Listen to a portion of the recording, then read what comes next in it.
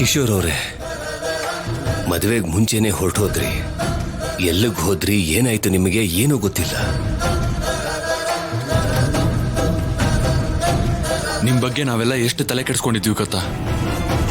ನಮ್ ತಂದೆಗೆ ಏನಾಗೋಯ್ತೋ ಏನೋ, ಅವ್ರನ್ನ ಒಂದ್ಸರ್ತಿ ನೋಡ್ಬೇಕು ಅಂತ ಆದ್ಯ ಒದ್ದಾಡ್ತಾ ಇದ್ದಾಗ ನಮ್ಗೆ ಹೇಗ್ ಸಮಾಧಾನ ಮಾಡ್ಬೇಕು ಅಂತಾನೆ ಗೊತ್ತಾಗ್ಲಿಲ್ಲ ಕಿಶೋರ್ ಅವ್ರೆ. ಹೌದು, ಇಷ್ಟು ದಿನ ಎಲ್ಲಿಗೆ ಹೊರಟೋಗಿದ್ರಿ ನೀವು? ಸರಿ, ಹೋಗೋದು ಹೋದ್ರಿ, ಎಲ್ಲಿದ್ದೀರಾ ಏನು ಅನ್ನೋದನ್ನ ಒಂದ್ ಮಾತು ಫೋನ್ ಮಾಡೋದ್ರು ಹೇಳ್ಬೇಕಲ್ವಾ? ಹೇಳೋ ಪರಿಸ್ಥಿತಿಯಲ್ಲಿ ಡ್ಯಾಡಿ ಇರ್ಲಿಲ್ಲ. ಅಷ್ಟಕ್ಕೂ ಏನಾಯ್ತು ಅಂತ ಡ್ಯಾಡಿ ಹೇಳ್ತಾರೆ ಕೇಳಿ. ಹೇಳೋಕಾಗ್ದೇ ಇರೋ ಪರಿಸ್ಥಿತಿ ಏನ್ ಬಂದಿತ್ತು? ಆ ಪರಿಸ್ಥಿತಿ ಬೇರೆ ಯಾರಿಂದಾನೂ ಅಲ್ಲ ದೊಡ್ಡಪ್ಪ, ನಮ್ಮನೇಲಿರೋರಿಂದಾನೇ ಬಂದಿರೋದು. ಅದೃಷ್ಟ ಚೆನ್ನಾಗಿದ್ದಿದ್ರಿಂದ ಪ್ರಾಣ ಉಳಿಸ್ಕೊಂಡು ಹೊರಗೆ ಬಂದಿದ್ದಾರೆ. ಇಲ್ಲ ಅಂತಿದ್ರೆ ಡ್ಯಾಡಿ ಬಗ್ಗೆ ನಮ್ಗೆ ಯಾವತ್ತೂ ಏನೂ ಗೊತ್ತಾಗ್ತಾನೆ ಇರ್ಲಿಲ್ಲ.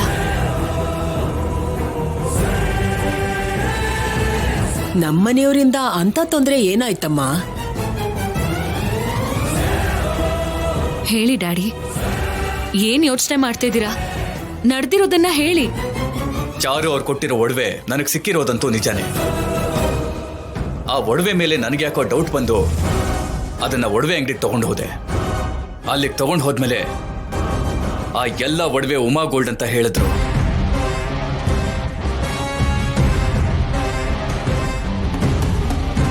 ಇದರಲ್ಲಿ ಒಡವೆಗಳಿದೆ.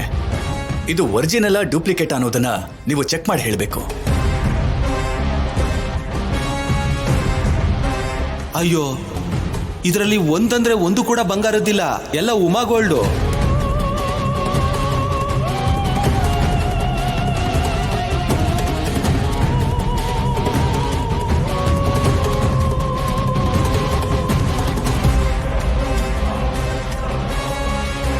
ಅದಾದ್ಮೇಲೆ ಆ ವಿಷಯ ನಿಮ್ಗೆ ಹೇಳಬೇಕು ಅಂತ ಬರ್ತಿರ್ಬೇಕಾದ್ರೆ ಚಾರು ಅಪ್ಪ ನನಗೆ ಅಡ್ಡ ಬಂದು ಅವನ ಕಾರಿಂದ ನನಗೆ ಆಕ್ಸಿಡೆಂಟ್ ಮಾಡ್ದ. ನೀವೇನ್ ಇಲ್ಲಿದ್ದೀರಾ? ಈ ಒಡವೆಗಳನ್ನ ಚೆಕ್ ಮಾಡಿಸಿ ತರ್ತಾ ಇದ್ದೀನಿ. ಎಲ್ಲ ನಕಲಿ ಒಡವೆಗಳೇ. ನಿನ್ ವಿಷಯ ರಾಜಾರಾಮ್ ಅವ್ರಿಗೆ ಹೇಳಿದ್ರೆ ನಿನ್ಗೆ ಏನ್ ಮಾಡ್ಬೇಕು ಅದನ್ನ ಅವರೇ ನೋಡ್ಕೋತಾರೆ.